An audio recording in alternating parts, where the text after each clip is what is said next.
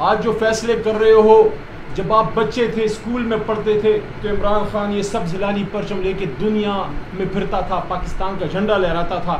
آج آپ پاکستان کے محسن، پاکستان کے لیڈر پہ یہ جو ظلم کر رہے ہیں، میں پرسوں ان سے ملا، میں نے ان کا حوصلہ جوان دیکھا، لیکن مجھے افسوس یہ ہوا کہ یہ قوم کب تک اپنے لیڈران کو بلی چڑھتے دیکھتی رہے گی؟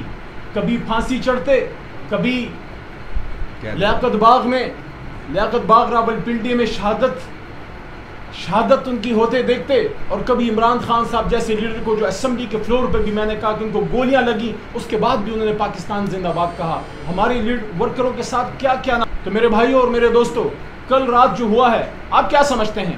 عمران خان صاحب کا نظریہ اور تحریک انصاف کا نظریہ ایک بلڈنگ میں ہے؟ کیا یہ بلڈنگ اس میں نظریہ بکتا ہے؟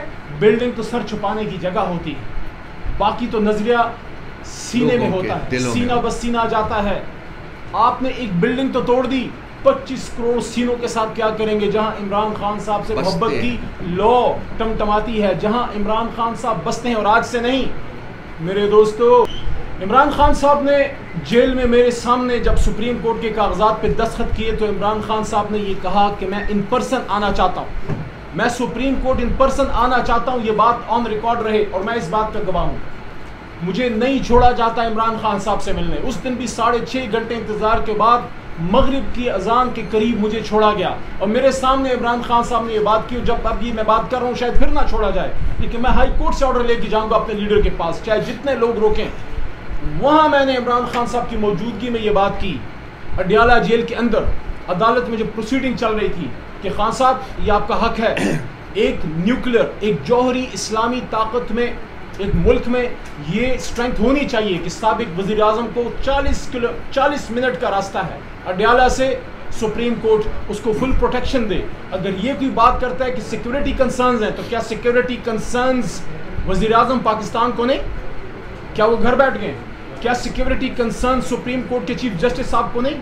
وہ تو اپنی ڈیوٹی کر رہے ہیں۔ کیا سیکیورٹی کنسرنز آرمی چیف کو نہیں؟ وہ تو اپنی ڈیوٹی کر رہے ہیں۔ تو پھر مطلب یہ ہوا کہ سیکیورٹی کنسرن سب کو ہیں، لیکن پک اینڈ چوز ہے۔ جہاں حکومت پک کرتی ہے کہ اس کو آپ نے اندر رکھنا ہے، پھر سیکیورٹی کا بہانہ، کوئی بہانہ قبول نہیں۔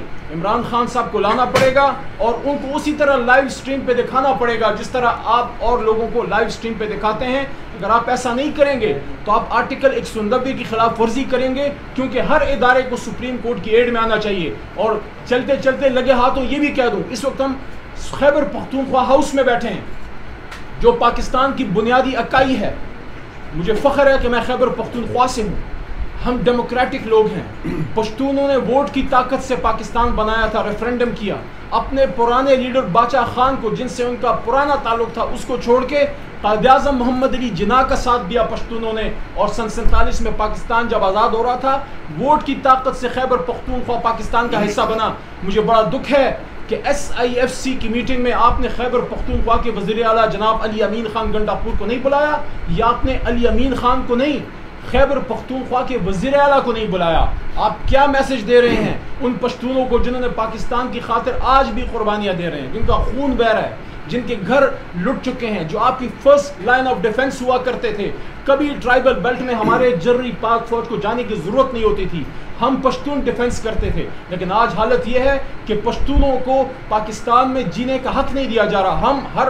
ہماری قبر سے بھی آواز آئے گی پختونخوا میں کہ پاکستان زندہ باد۔ لیکن آپ بھی تھوڑی مہربانی فرمائیں، آپ میسج پشاور کو کیا دے رہے ہیں اسلام آباد سے، جب SIFC میں آپ خیبر پختونخوا کے وزیر اعلیٰ کو نہیں بلاتے؟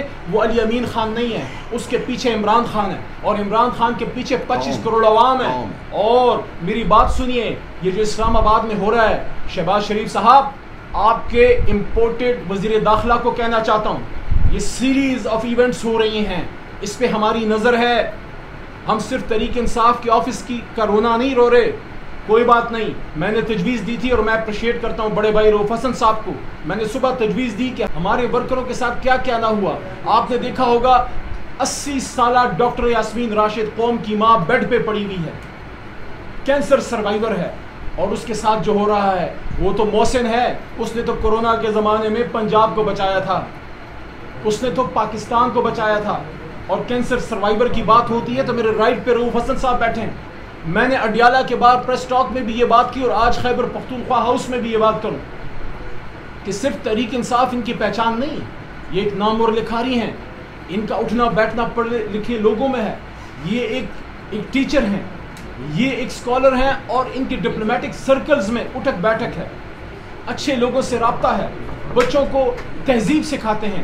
آپ نے ایک کینسر سروائیور، ایک 70+ ایئرز آدمی کے ساتھ جو کیا، آپ سمجھتے ہیں کہ کیا اس کی شہرت پہ اٹیک کر کے آپ ان کو ڈرا دیں گے؟ وہ تو آج نہیں، وہ تو اسی دن پریس ٹاک کے لیے تیار تھے اور پرسوں پھر ان کو میں نے دیکھا کہ وہاں پھر اپنے سینٹرل آفس میں اپنی ڈیوٹی کر رہے تھے۔ وہ تحریک انصاف کے سینٹرل سیکریٹریٹ پہ نہیں، پاکستان کی جمہوریت پہ حملہ تھا۔ سب سے بڑی جماعت کے مرکزی دفتر پہ حملہ کرنے کا مطلب سمجھتے ہیں آپ؟ اس کا مطلب یہ ہے کہ پاکستان میں سیاست کی گنجائش ختم کی جا رہی ہے۔ پاکستان تحریک انصاف وہ جماعت ہے جس نے پاکستان کے نوجوانوں کو یہ میسج دیا عمران خان صاحب نے کہ سیاست ایماندار لوگوں کا، سیاست مڈل کلاس لوگوں کا، سیاست پڑھے لکھے لوگوں کا اور پاکستان سے محبت کرنے والے نوجوان بچے اور بچیوں کا کام ہے۔ ہم نے وہ زمانہ بھی دیکھا جب پاکستان سے نوجوان ملک سے فراری تھا، وہ سمجھتے تھے کہ سیاست خدا نخواستہ کوئی بہت مالدار لوگوں کا، بڑے بڑے لینڈ لارڈز کا، بڑے بڑے انڈسٹریلسٹ کا کام ہے۔ عمران خان صاحب نے آپ کو مراد سعید دیا، ایک مڈل کلاس نوجوان۔